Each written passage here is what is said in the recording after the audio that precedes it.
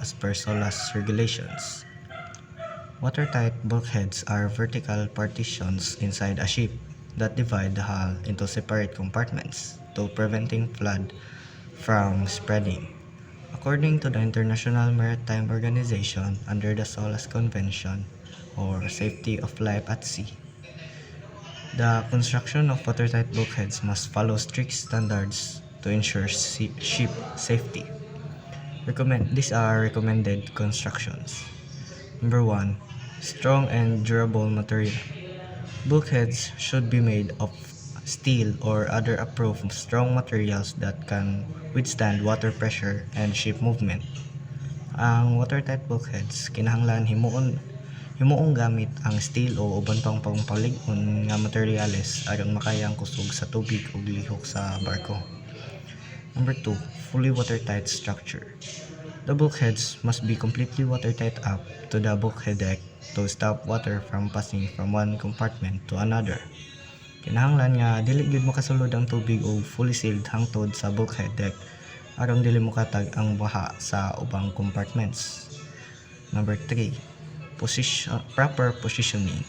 They should be placed at important sections of the ship such as collisions bulkhead at the forward part and engine room bulkheads for machinery spaces. Dapat ibutang kini sa importante nga parte sa barko sama sa tubangan o duol sa engine room aron mas luwas ang barko. Number 4. Minimal openings. Openings for pipes, cables, or access must be minimized. If needed, they should have watertight doors, valves, or glands to maintain tightness. Ang mga gianan sa tubo, kable, ug pultahan kinahanglan gamay ra. Kung naa man gani, dapat adunay watertight doors, valves o glands aron dili makalusot ang tubig. Watertight doors. Doors built in watertight bulkheads must be strong, easy to close, and capable of being operated locally and remotely during emergencies. So, dapat daw ang pultahan nga nasa watertight bulkheads kinahanglan nga lig-on og dali ra masirado. Regular inspection and maintenance. Bulkheads, doors, and seals must be checked regularly to ensure that they remain effective and undamaged. So, kinahanglan daw permis susihon o i-maintain ang purtahan, bulkheads o mga seal, tan-awon kung nabay guba, leak, or daot ang mga parte para maglikay sa discretion. Compliance with subdivision rules. The arrangement must follow SOLAS subdivision requirements so that even if one compartment floods, the ship can still remain stable afloat.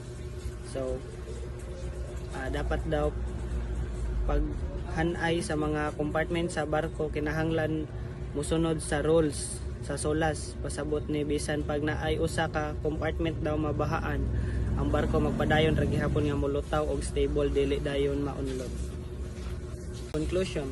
Proper construction of watertight bulkheads is essential for maintaining watertight integrity, preventing flooding, and ensuring the safety of the ship, crew, and cargo. SOLAS regulations help ship meet international safety standards and reduce the risk of sinking after damage.